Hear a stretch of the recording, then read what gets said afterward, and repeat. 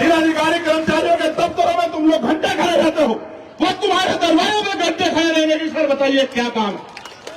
तुमने मुझे तलवार भेंट की, मैं बाबूजी का धन्यवाद करता हूं। आप बताओ इस तलवार से मैं कौन सी लड़ाई जीत सकता हूं, बताओ।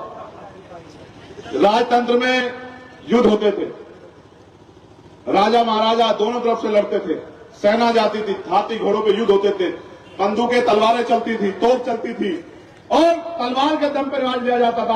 आज के राजतंत्र लोकतंत्र है।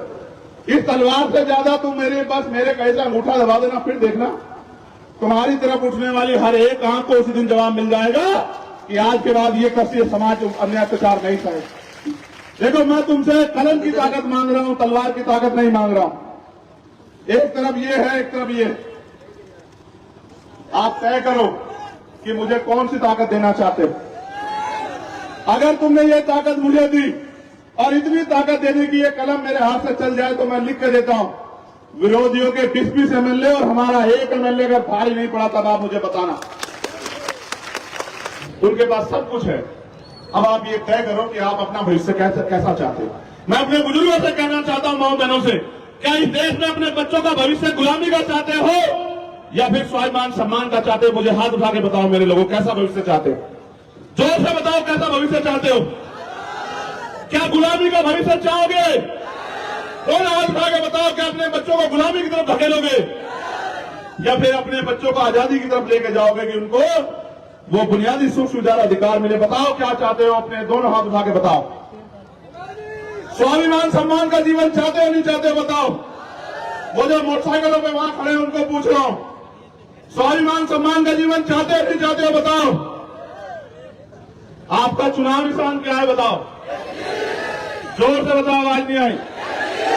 ये केतली आपको अलादीन के चिराग जैसे नहीं लगती है? टीवी देखा नहीं देखा बचपन में?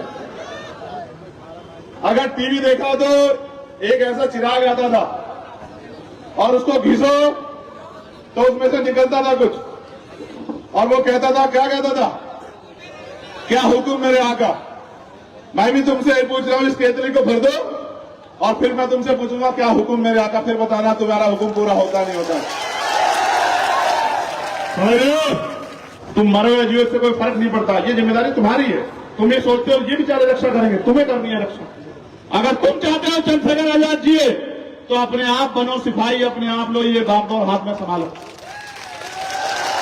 मैं उनकी गलती नहीं निकालता क्योंकि वो तो बेचारे सरकार के साथ चलेंगे, मगर मैं उनको भी कहना चाहता हूं, मेरे साथियों तुम भी हमारे बीच के रुक जाओ। इधर जब हमारे विधायक जीत के आएंगे और हमारे जरिए सरकार बनेगी, उस दिन मैं तुमसे बात करूंगा, याद रखो, चिंता मत करो, समय बदलेगा। ऐसा थोड़ा है कि लोकतंत्र में हमेशा कमजोर रहेंगे हम लोग। कमजोर रहोगे?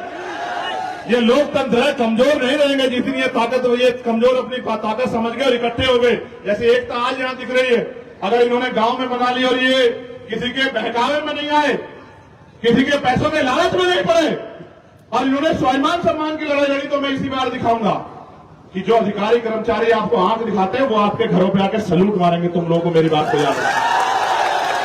जिन अधिकारी कर्मचारियों के दफ्तरों में तुम लोग घंटे खड़े रहते हो, वो तुम्हारे दरवाजे में घंटे खड़े रहेंगे कि सर बताइए क्या काम है। अभी क्या लोकतंत्र की शक्ति नहीं समझते? हम समझते हैं, हम सब समझते हैं, मगर हम ये भी समझते हैं इस अपमान को सह के हम लोग घबराते नहीं, इस अपमान को सह के हम लोग ताकत बनाते हैं।